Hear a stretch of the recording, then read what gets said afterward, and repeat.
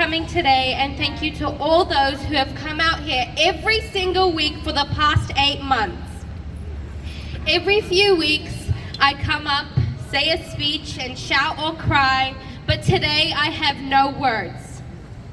I have no words, even to try to describe what Palestinians have been going through for more than 200 days. How can I put into words the pain of a mother who has lost her child to a gun held by an IDF soldier who has no care to anyone but himself? Shame! How can I put into words the fear of a father who had to hold up his beheaded baby in his arms as the world watched and did nothing? Shame! How can I even begin to talk about the desperation of Palestinians who have been living under occupation for generations with no end? Generation after generation after generation, Palestinians have been forced out of their lands. But you know who I do have words for? I have words for those who have remained silent. To my fellow Arabs, especially the Palestinians who have stayed quiet as their own family's blood is spilt, I ask, what is the point of your silence? Is it worth the life of a Palestinian child? Is it worth the dignity of a Palestinian mother?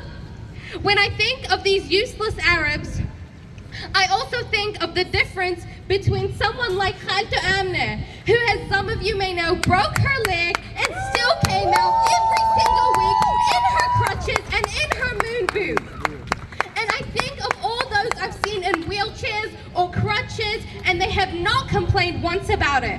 And then I think of those Arabs who have not only not come out, but will sit at home and watch as their family's blood is spilling, and they won't even care. Shame! Shame! As some of you may know, and as Nadine and Joe mentioned, yesterday Israel, with the help of course, their little minion USA, located 4 of their hostages, and you know what they did to release them? Just to release those 4, they murdered over 200 people, they injured over 400 people, they murdered children. Children! Shame! And for what? For the sake of those 4? For the sake of those 4 who have probably served in the IDF, who have probably murdered people as well? What about the sake of over 200 people? What did they do? How are their lives more valuable than the lives of the Palestinians? Shame! Shame! Today on Naksa Day, we remember the displacement of hundreds of thousands of Palestinians in 1967. We remember the destruction of their homes, the loss of their livelihoods, and the shattering of their dreams. And as we remember this, we also see how it keeps happening again and again and again. I will truly never understand how people will witness this on the news or as they're scrolling through their phones, but they will still stay quiet and they still won't believe that Palestinians deserve to live freely.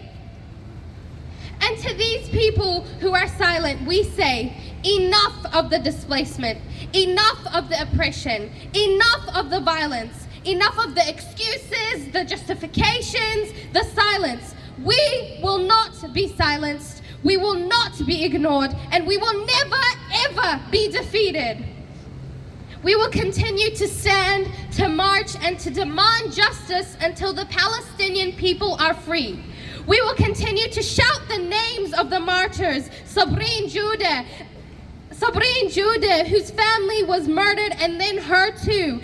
Ahmed al-Najjar, who was cruelly beheaded. We will continue to shout these names, okay? We will continue to tell the stories of the martyrs and to demand accountability from those like Christopher Luxon who have remained silent. Shame! We will continue to stand in solidarity with the Palestinian people, and we will not rest until they are free to live in their homeland. So let us mark this Naksa Day with a renewed commitment to the Palestinian cause. Let us honor the memories of those who have been lost, and let us continue to fight for the freedom and justice that is rightfully theirs. Because as I said, we will not be silenced, we will not be ignored, and we will never be